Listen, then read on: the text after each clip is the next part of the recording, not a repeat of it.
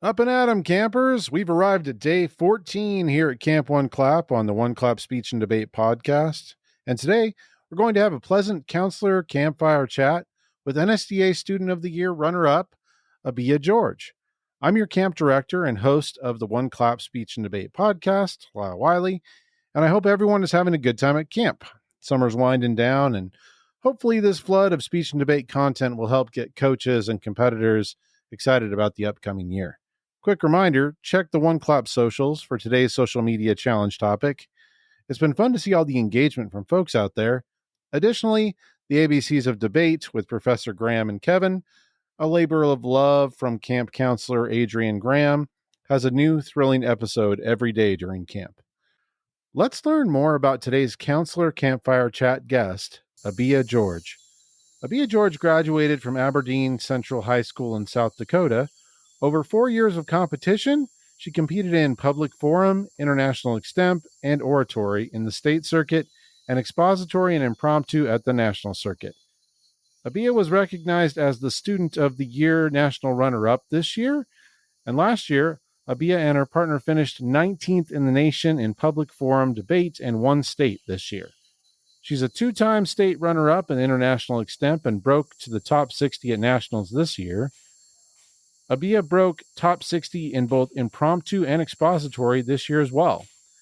An academic All-American, Abiah truly believes that speech and debate is one of the strongest catalysts for change within our communities, and that it provides an outlet for students to be solution-oriented change makers. All right, well, let's jump right in for a chat around the campfire with Abiah George. Welcome to One Clap Speech and Debate and to Camp One Clap, Abiah George. Hey, welcome to the podcast. It's awesome to have you here. Thank you. I'm happy to be here. Yeah, I'm excited to have you on the podcast. So, because we're doing some camp-themed stuff this month, I want to know what your favorite camp activity is. Okay, so it depends on the camp. If it's a speech and debate camp, I actually love the Energizers. I know it's usually an interpy thing, but I always kind of judged it. But I interned at a camp this summer, and the Energizers were my favorite part. But if it's not a debate camp, just hanging out around a campfire or something like that. Just like hanging around a campfire, maybe cooking marshmallows, having good conversation. Yep. That's tough to beat. That's really, really chill and nice. And yeah, the Energizers can be kind of fun. But yeah, I feel you. Sometimes I'm always like, ooh, that seems a little uncomfortable. But then once I'm doing it, yeah, it's kind of fun. One of the things I like to ask folks, because speech and debate folks often admit to and almost sort of glory in the fact that they're kind of nerdy, is on a scale of 1 to 10, how nerdy would you say that you are? I would say a 6.5, 7.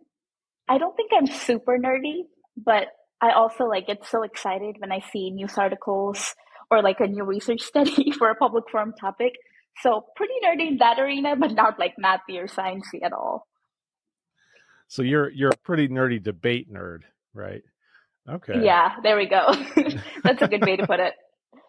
Do you ever nerd out on any content, television shows, books, movies? Is there anything that you're really into? I do. So, okay, this is also going to sound very nerdy. There is a book called The Black Wave, and I read it this summer, and I was I had given an extinct speech about the topic just last season. So, and I answered it almost perfectly, the author talks about in the book. So I remember just being so excited, and I texted my coach about it. And yeah, so I get excited over things like that. Where you read something or see something and then it specifically relates to something that you get to do in competition. That's pretty exciting. Yep. Yeah. Yeah. All right. Well, I'll give you a 6.5. I think that's probably a pretty good number. And there's nothing wrong with being a debate nerd. I think it's lovely. So thank you. So you've had a lot of success over your career in speech and debate. And I think I'd like to hear kind of where you entered into speech. How did you get into this? So I moved to Aberdeen, South Dakota, where I competed the day before school started. And when I was signing up for my classes, they told me, do you want to do honor speech and debate or do you want to do speech? And I was like, you know what? I'll do honors debate and democracy. And then I took that class, and then I walked into the class the first day. That was my first block. And I just remember seeing trophies all around the wall and just being a little intimidated. But then I slowly realized that I wanted to be a part of that crew, and I found my community there. And then I sticked it out all 4 years. And yeah, that's my debate story. I didn't have a lot of family in Aberdeen or any community, to be honest. And then speech and debate became my family. Oh, that's really cool. So tell me about the different kinds of events that you've competed in while you've been at Aberdeen. Yeah, so in my state circuit, I've competed in international extemp, public forum, and oratory. And at the NAT circuit, I've also done expository and impromptu. And what's your favorite event? This is a tricky one. I will say it is public forum, but me and extemp we have a love-hate relationship. I used to hate extemp so much while I competed in it, but now that it's done and I'll never probably compete in it again, I actually really miss it. I also really love oratory because I think it's the best outlet where you can share your story and tell people about things that matter to you. So it's really hard for me to pick, but if I had to pick, it would be public forum. Yeah, I know a lot of other students that have a similar love-hate relationship with extemporary speaking. So I get it. So public forum is maybe your favorite. What's your most successful Probably. event? Success is also hard for me to define because I think the parameters of success depends on the event. I went to state in all three of my events the senior year. And I was a state champion in public forum, runner-up in IX for the past 2 years, and then I placed fourth in oratory. But oratory, I was able to share my story, and people in my community didn't know the struggles or just the problems with our immigration system. So bringing awareness to that, I thought was important. And then in international extemp, all the speeches I gave was about important topics that people didn't really know about. And then public forum has just been my thing, and we won state, and my partner and I placed 19th in the nation last year in public forum. So it's amazing. Congratulations. thank you. So cool. And it's awesome that you have that emphasis on education, the ability to help tell people about subjects they don't know about and help people learn about situations that they don't have a whole lot of information about or like personal connections to, you know? So that's all really amazing. So I was wondering if you have any tips and tricks you'd like to share about, I guess, any of the events that you feel really comfortable or have had some success in. Do you have anything you'd like to share with anybody, pass along, help them out on their journey? I think for all events, it's about believing in yourself and believing in what you're saying, right? Whether that be for oratory, international extemp, or public forum, if you believe in what you're saying and if you believe that it matters, it becomes a lot more impactful to the person who is listening to you. And in the technicality wise, just re-giving your speeches, no matter what event it is, just if it's IX, re-give that extemp speech with the critiques that your coach or the people who listen to you gave you. With oratory, if you have to slow down, go re-give that oratory until you slow it down and until you have it in that 10-minute mark. And same with public forum, like when you do practice rounds or drills, when you're struggling with a speech, listen to the critiques and sometimes record yourself, listen to it yourself, see what you can improve, and then actually utilize that and re-give your speeches until you get it and you feel comfortable giving it again. I think that's some really good advice. Is there anything else you'd like to share about competition or ways that people can improve? I think a lot of times we associate success with luck, but I think it's more about how much you put into it. So my senior season, my partner and I knew that we wanted to win state. That was our goal. So starting from honestly our junior year Nats, we read every study, every article related to the topic. We just knew more. So when we went against our opponents, the studies that they're referring to or the articles they were referring to, we knew them already. So I think for every event it works like that. You just need to be able to know more than your opponent. In international extemp, walking into every round, in the draw when I would get questions, I might not know every single tiny detail, but I would know the baseline information. And it's just reading more about it, understanding more about it, and investing your time into it. Yeah, we just talked a lot about that at a debate camp I was helping at, how, there's no substitute for just knowing things about your topic. It's a lot of work. For sure. a lot of Mm-hmm. time. But when you have that knowledge and you know about all the literature, then you can tell when your opponents are twisting it, or you can respond to those arguments without having to look at them because you know them. It's a pretty big Yep, deal. for sure. Mm-hmm. Yeah. Another amazing thing that's happened to you this year in your senior year is that you were you were a finalist for the NSDA Student of the Year. So you were up on stage at nationals this year for that honor. What was that like? Tell us about your Nats experience, and congratulations! It's amazing. You were first runner Thank up. you.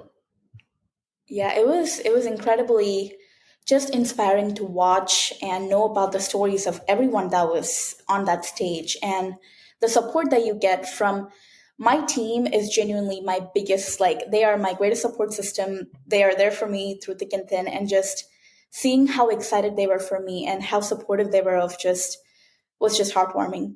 And even the opponents that I went up against in South Dakota circuit, like, they all cheered me on. And I think it was just support of the community that was the most memorable part of that experience. And of course, the interview process and being on stage was also really cool. And seeing just how impactful the people in speech and debate are, and like the changes that we can make in our community, it just amazes me that, and it essentially provides us a relief that our future is in safe hands. These people have great ideas and great hopes for our future, and that's what we need. Absolutely. It's just a kind of an incredible honor.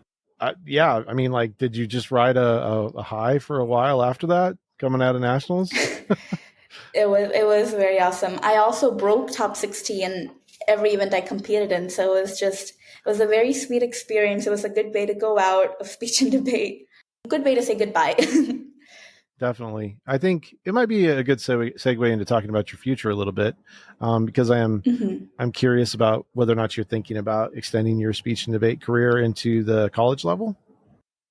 I think I am. I'm not exactly sure about the debate aspect, but I think I want to do speech in college. Yeah, and then Cool. switch from oratory to maybe like persuade, and then go more into impromptu. We'll see. We'll see where life takes me. Oh, there you go. What is your like larger goal for down the road? What's next for you in general? What are your plans? Yeah. So like I talked about, I'm part of a group called H4 Dreamers. So we're, I don't know if you're familiar with DACA. We're kind of like DACA, except we came here legally and we're documented. So, but the sad reality is that when we're 21, we have to self-report ourselves because our visa essentially runs out when the second we hit 21. So my end goal is to be a immigration refugee, go into that law and like be specialized in it and try to create some kind of reform in that area, because as I was looking more into my oratory, I realized that the system haven't changed since the 1960s. And it's high time we do that because so many people are being affected. And so that's my goal, go into law and try to create some kind of change. I also would like to like be a part of like UN or work for UNICEF, specifically for like refugees and the immigration migrant part of it. And maybe also coach some debate. I don't know. We'll see, because I interned at a debate camp over the summer, and it was just such a gratifying, rewarding experience. It's so great to see kids just in a week just transform a lot and have the skills and honestly just have the passion to get better. And it was just so awesome to see. So maybe coaching is also something that I would look more into. We'll see. It sounds like you have a lot of really important plans that are going to help a lot of people in the future. So I wish you luck on that journey. We definitely need people Thank like you you. to help sort of like suggest and then create some of those reforms. So that's a big deal. Hmm. Um, so back to speech and debate just a little bit. What do you think is the best part of speech and debate? Like, what's the thing that sticks out to you the most? I think it's the platform it gives us to amplify the change that we want to see. Oftentimes, even within our speech and debate community, we are so quick to speak, we are so quick to judge, but we need to be able to listen, because in order for change to happen and in order for us to have civil discourse and create tangible solutions that apply to both sides of an issue, we need to be able to listen. And unfortunately, the art of listening is slowly fading away within our community. And I think debate teaches us and essentially sometimes forces us to listen to important problems and different viewpoints in that problem. Like in extemp, you get a judge to listen to you for 7 minutes and 30 seconds. In oratory, you have people who are going to have to listen to you for 10 minutes. And I think it's important that we listen to problems without just coming to conclusion or trying to just move away from the problem, disregarding it. Yeah, absolutely. So important. And hopefully speech and debate does give that forum. I mean, I know it's not flawless, but I think it definitely gives students a forum to speak. Is there anything that you'd like to share about your experience in speech and debate? Anything that you're concerned about with the community? Anything that you're excited about that you just want to leave with at all? I just like to give people an opportunity. If there's anything else you'd like to say. I think sometimes in speech and debate, we get too caught up in our wins and our losses, and we forget to see the bigger picture. And I know I'm guilty of that myself. Honestly, now that I'm graduated and kind of just taken out of the setting of speech and debate, you see that it's more than just the wins that you get or the losses that you see on your paradigm. It's more than just what you see on your tab room and your ballots. You gain skills like researching, listening to others, being able to talk without, being scared. You gain a lot more skills. You build relationships that you likely have for the rest of your life. So seeing it more as a space where you can build connections, build relationships, and talk about things that you care about and you're passionate about, rather than just taking it as something that you can put on your college application or wins and losses, I think is really important. I think that's some really great advice. I think it's stuff that people need to hear too. It's in competitive events. There's always that temptation to just get caught up in the wins and losses. For sure. But yeah, I think you're right. All right, cool. Well, I'm on a journey to try to figure out the perfect snack for a tournament, a speech and debate tournament. They can be pretty brutal. A lot of 2-day tournaments, overnight tournaments, long. Sometimes it's hard to get access to food. So for you, what is your go-to speech and debate snack? Okay, so this part of it, do not take advice from me. I unfortunately was one of the people who got so stressed that I wouldn't eat anything during a tournament. So I didn't really have a favorite snack because I just wouldn't eat. But senior nats actually, to be specific, I loved my Chex Mixes. I really liked Pringles. Honestly, just eat. Whatever you like, just eat, because it makes you think better. It is actually fuel, believe it or not. Freshman Abiah, sophomore Abiah, and junior Abiah would now listen to this advice, but it is important to eat. So just make sure you eat whatever makes your heart happy. That's very important advice and very true. I have no trouble eating whatever makes my heart happy. So, I just used to get so anxious and I just wouldn't eat. And now I'm like, why didn't I eat? It was not that big of a deal. Yeah. Hydration's a big deal too. Is there any kind of go-to that is true. Drink of choice that you enjoy at tournaments? I don't think so. I just do water. A lot of water. It's probably water smart. Is key for hydration. Yes. Yeah. I had a bad habit of drinking like Monsters my junior year, right around like the qualifying season, but don't do that. That's not good for you. It doesn't help. You just stay up late. You'll think you're going to be so efficient and cut a lot of cards and find a lot of awesome evidence. You're not. You're just going to be miserable the next day. So just drink water and sleep and take care of yourself. Oh my gosh, Abiah, you're so smart. You have wisdom beyond your years. Everyone should definitely listen to you. So, hey, thank you so much for taking time to come on the podcast and speak with me today. I really appreciate it. And congratulations to you on all your success over your 4 years. And this year especially, just what an amazing way to go out. Hope you feel really good about your career and what you've done in speech and debate. Thank you so much. It was really exciting to talk to you, and it's very, very productive conversation.